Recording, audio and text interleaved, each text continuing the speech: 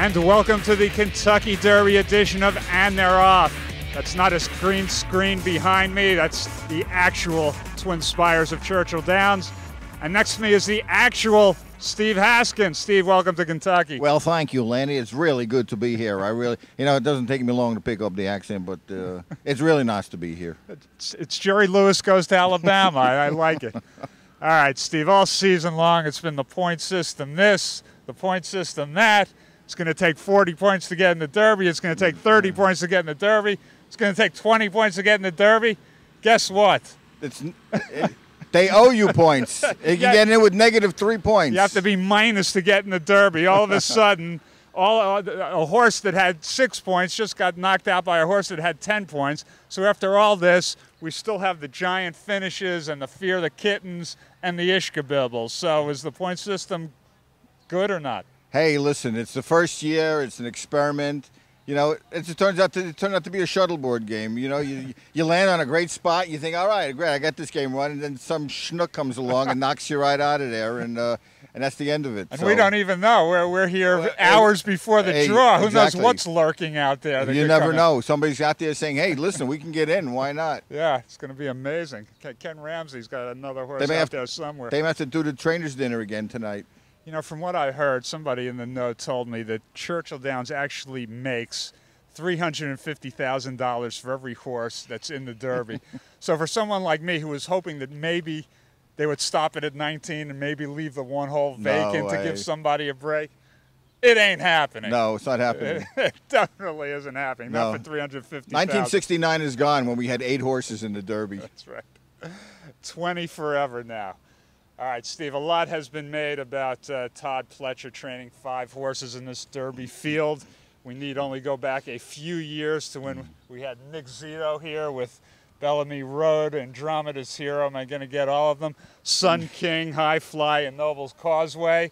And I think you have some. Pletcher himself had 5 not too long ago. Mr. Pletcher had 5 in 2007. He had Scat Daddy, he had Any Given Saturday, he had Circular Key, he had Sam P, he had Cowtown Cat, and between those 5 and Nick Zito's 5, they're still running. They weren't even close. I don't think any of them had a place out of those 10. None of them even finished in the money. And I remember in 2007, that was the year when all the Derby horses decided, they're going to train on the poly track. So Pletcher had 4 of his 5. Sam P was the only one that was here. And he trained them all on the poly track. They were all up the track. And who won the race? The only horse that was training here, Street Sense. Yeah, look, Pletcher, a lot of people think he's got this thing surrounded with 5, and maybe he does, but just having 5 in there is not the same as winning this thing, so they're going to have to do it on the track. And, he's probably got a 5 and 20 shot. What is that, 1 and 4, right? You know what's the amazing thing is that he started. By I wasn't even listening to you. But you got to remember, in the start of the year, he had the 2 favorites for the Derby and lost both of them. To injury. Yeah, Shanghai Bobby and Violence were the 2 favorites for the Derby. They both got hurt. They both dropped off the Derby trail. And now he's got 5 contenders anyway. Amazing. Well, good luck to those 5, but don't be intimidated if you want to go in another direction. Steve, we happened to catch up with a certain mentor of Mr. Pletcher's over in barn 44 earlier. Is training Oxbow and will take charge for the Derby. Stable boy, roll that tape, please. We're here with Dewayne Lucas, who sends out 2 on Saturday in the Kentucky Derby. Wayne, between your 2, Pletcher's 5, Mike Maker, and Dallas Stewart, you got half the field covered from Lucas University. You bet. I like that. I'm really proud of those guys. Hopefully one of us can get there and have that ultimate feeling. Well, these 2 horses, you look at them, and they're probably about as similar as Lenny and I physically. Describe both these horses. I mean, they're so totally different from each other.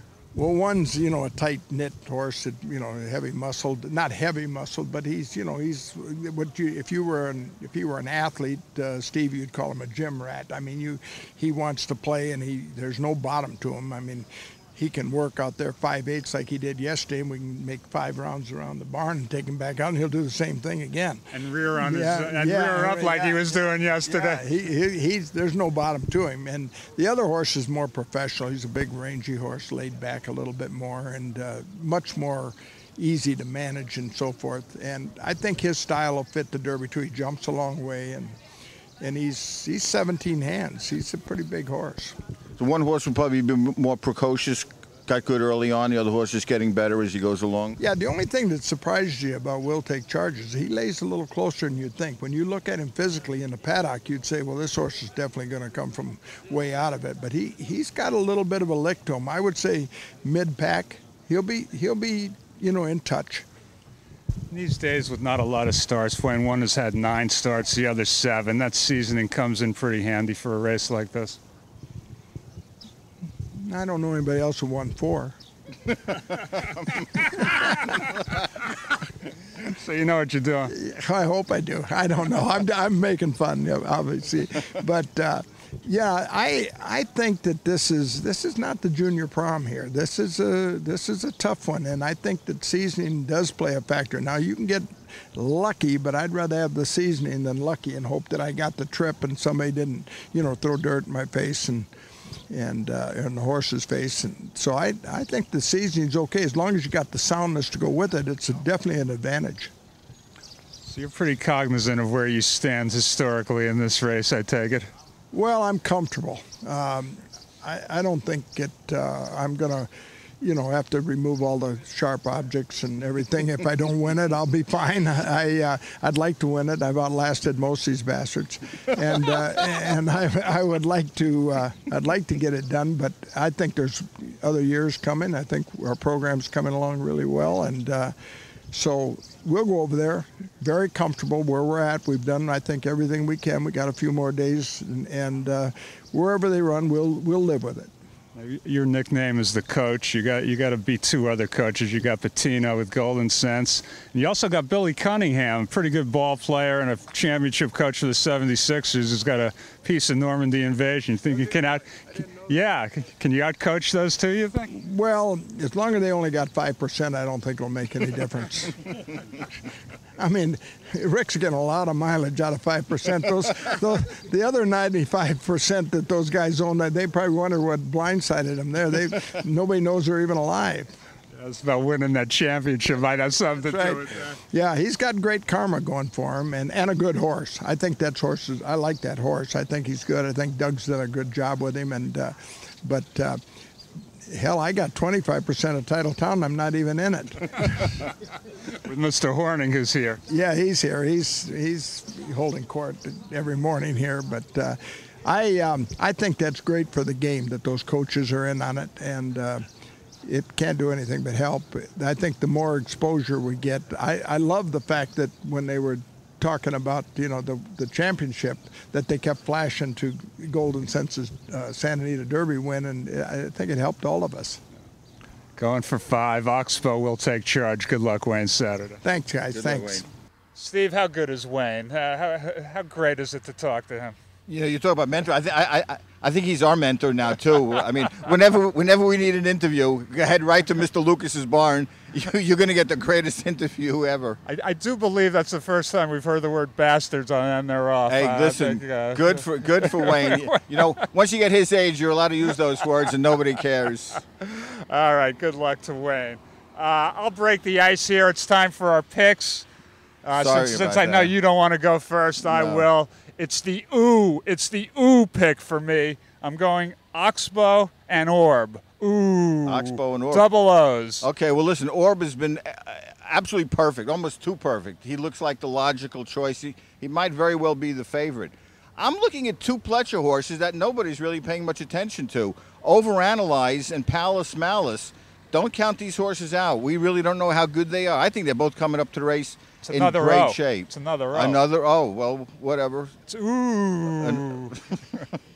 But I watch out for both of those horses. And I like to see these horses that are doing well and getting better by the day.